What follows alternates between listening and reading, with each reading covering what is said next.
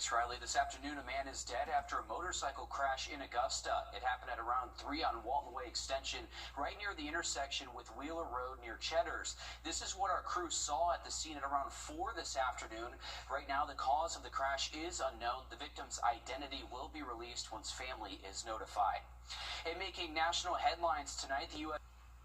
In more breaking news here, live at 5, we're taking a live look outside over I-20 Wrdw Parkway, where we do have reports of traffic backed up due to a crash. Of course, we're working to learn more about how many cars were involved, if anyone was injured over there. This is usually normal traffic that we see around this area at this time at around 5:30, but you can see traffic backed up off the exit there. And then if you zoom in a little bit closer there, you can see traffic backed up on Wrdw Parkway. Again, there is a crash there. We don't know about injuries or how many vehicles are involved, but we'll keep you updated as soon as we learn more. And we're just more than a week away from Thanksgiving. Work is underway for a pipe cleaning project causing brown water for neighbors in Columbia County as they prepare for guests for the holiday. Your Gunter Schroeder joins us live at 5 from the newsroom. And Gunter, what are neighbors experiencing 2 days into this project? Yeah, many neighbors in the Evans area told me their water when they woke up yesterday morning was brown, but it's far from the first time they've encountered this problem. They told me it's been an on and off issue for many for about a year.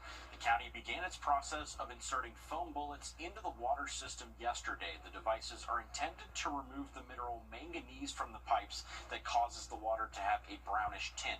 But many neighbors are frustrated at the length of the wait it's taken to get here. Although Columbia County said higher water usage in the summer meant the project had to wait until now, some neighbors who have seen the county grow over time question if this is a priority for the county. I never recall a time when we have had a problem that lasted this long before a solution happened. Yeah. It's very discouraging, and I'm not against growth in our county, but I feel like there are some things that take priority. All new on News 12 at 6 o'clock. We'll hear more from neighbors on their experiences with brown water and their frustrations ahead of the holidays. This is something that we've certainly been hearing from neighbors and families that live over in the Columbia County area about that brown water. Now the county, 2 days into that project, still having the same issues right before Thanksgiving. Thanks for that, Gunter. And again, we're taking a live look outside at I-20 and River. And we are on your side live at 5 with a safety alert as we head into Thanksgiving and other holidays. Health experts are on alert for measles cases. The South Carolina Department of Public Health says that there's now 5 new measles cases in the upstate alone.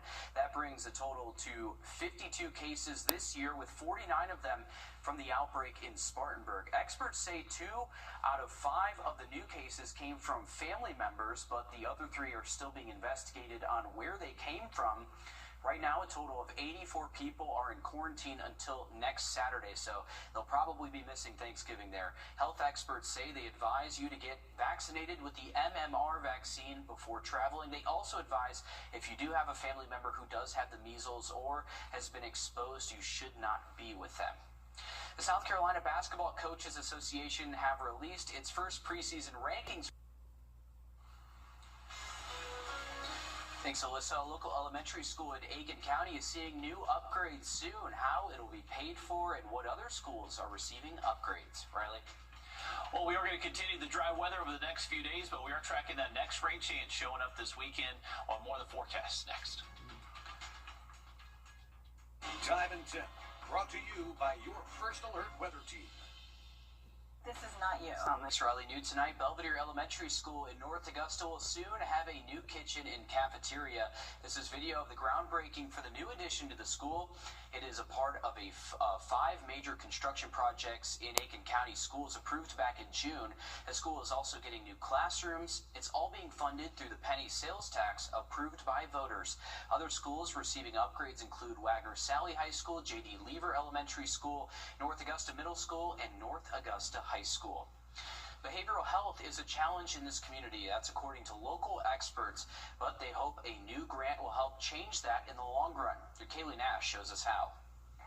For grad students like Taylin, Mahogany, and Ariel, this is more than just a part of their studies. In the community, it's made me more comfortable working with an interdisciplinary team. It relieves the financial burden while we're also able to gain the benefit of the clinical experience in field and out of field. Really much prepared me for a career in research, if I so choose to. Alicia Beckton with Augusta University says it's a pipeline for students to do hands-on learning and give community clinics support. We secured the HRSA grant, which is a $2.4 million training grant to increase workforce development and increase mental health professionals in the community. The program focuses on training students in behavioral health practices while targeting young people. So we need nurses, social workers, mental health professionals, everyone at the table. And with recent healthcare shortages in underserved areas, Dr. Jen says healthcare workers are needed now more than ever. Health needs are huge in, I would say, all communities. We see anxiety, depression, drug use, all of those things, from kids on up through adults. And like I say, it's really hard because the number of people taking care of patients like that is limited. With a continued hope that students will fall in love with the passion to serve. In Augusta, Kaylee Nash, on your side. This is a 4-year program where they partner with other community groups to give these grad students real-world experience to prepare them for the next steps. We're back after a short break. December 11th at the Columbia County Performing Arts Center. If you're not regularly treating your septic tank, you're risking a backup and significant repairs. Use Wrdw once a month. Simply add and flush to reduce monthly waste buildup by up to 20% and help prevent backups. Try Wrdw. Closed captioning is brought to you by Hug and Spiel. At Parker's Kitchen, get our new breakfast meal deal: a sausage, egg, and cheese biscuit, a hot coffee, and a crispy hash brown for just $5.99 at Parker's Kitchen. Live from Augusta, you're watching News 12 at 6 o'clock. Brown water for Thanksgiving? Columbia County neighbors hope not. We're checking in on how work is going to fix this months-long issue. And high temperatures today, we're several degrees above average, and we could be getting close to records over the next couple of days on the forecast coming up. Good evening and thanks for joining us here. I'm Will Rio. And I'm Zana Halliburton. Tonight, an Augusta budget deadline is looming, and the stakes reach every corner of the county, from parks to buses to your tax bill. And commissioners must adopt the 2026 budget before the end of the year. Your City Hood is live for us outside the Augusta Municipal Building in Sydney. The city is staring down a multi-million-dollar deficit. What happened today? Well, no decision was reached today on this budget, but they still have to figure out a way to address this $21 million deficit. Now, commissioners have approved some cuts to the housing program and the county correctional institution, and they also increased employee health care costs. But even with those cuts there, they still have about $19 million to balance out here. Now, for years, commissioners have kept taxes low, and they've relied on COVID relief funds to balance out their budgets, but now that money has ran out. Time is ticking for them to approve next year's budget, which leaves multiple agencies bracing for potential cuts, like the public library. This is a must-read. Inside Augusta's library, stories come alive before books open. If cheeseburgers were cute, folks would probably think you were big and bad too. Today he's reading the true story of the Three Little Pigs. And there's Alexander T. Wolf. But you can call him Al. A story about seeing things from the other side. If you believe in this city and you're investing in this city, then fundamentally the library should be off the table. A proposed 10% cut would change everything. 10% of what we get would be roughly $289,000. It's going to be a combination of things: closures and a reduction in staff.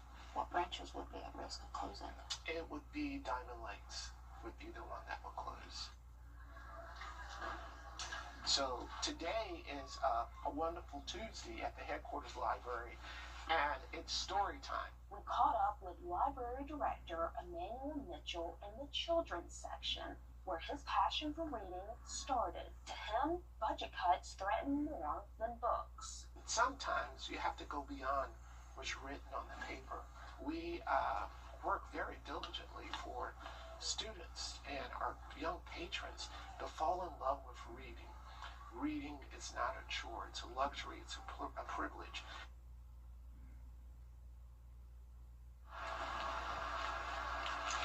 Director Mitchell says that in Richmond County alone, there are about 95,000 active card users. And at the main library location alone, the one that's off Telfair Street, he says that in one day they can see up to 5,000 people come in and out of that library. The library is one out of 9 outside agencies that could potentially see an up to 10% cut as, again, commissioners work to balance out the 2026 budget before the end of the year. And city commissioners were supposed to approve the budget today. What happened?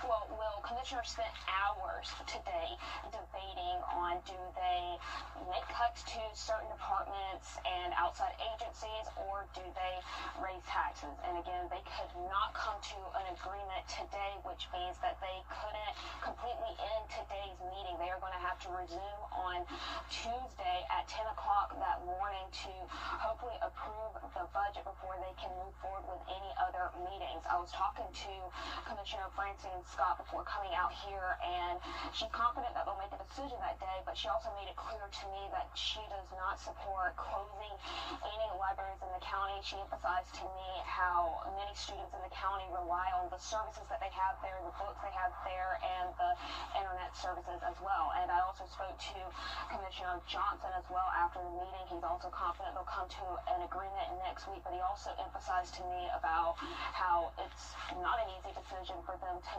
make right now for commissioners to decide whether to make cuts here or to raise taxes there. So a lot of tough conversations on the table for them to make between now and next Tuesday, but by law, commissioners do have to have an approved balanced budget by the end of the year. So it'll be interesting to see what comes out next week as, again, they have some tough conversations to have here. Something we'll continue to watch closely. Thank you, Sydney, for that update. Switching gears now, we'll check in with your First Alert Chief Meteorologist Riley Hills live for us in the Weather Center. Riley.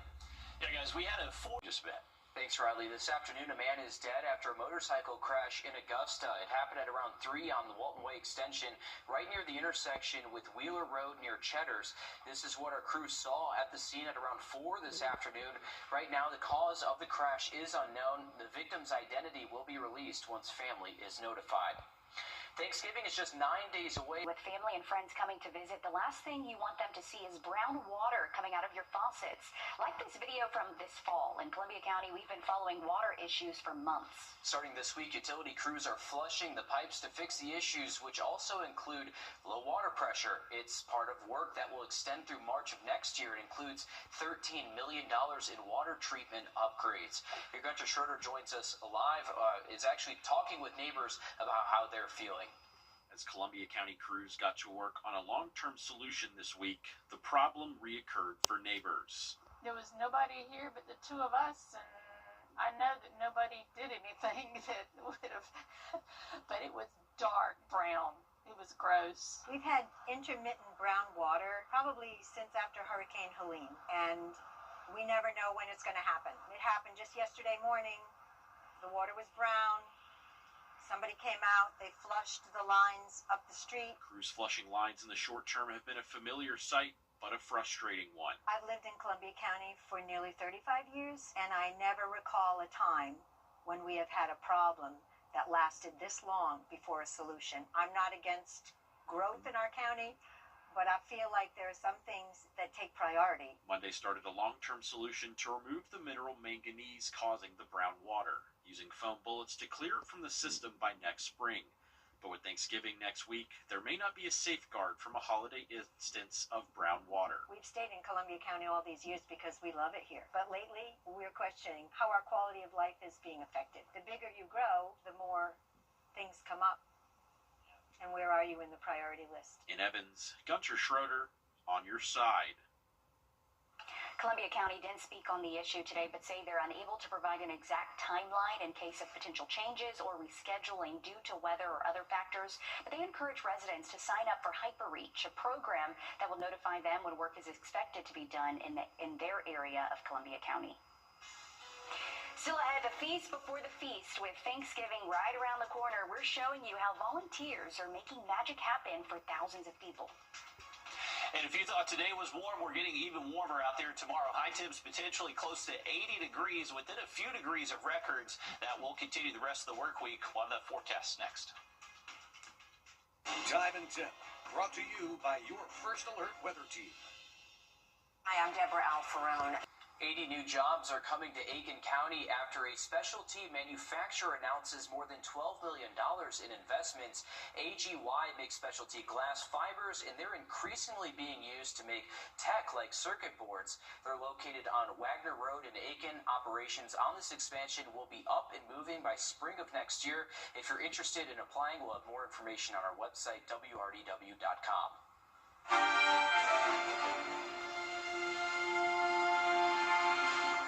This day in 1928, Walt Disney's Steamboat Willie, starring Mickey Mouse, premieres in New York. It's the first sound-synchronized animated cartoon that's a major success. We're back after a short break. First Alert Radar, powered by Jim Hudson Automotive Group. Hello, this is Frank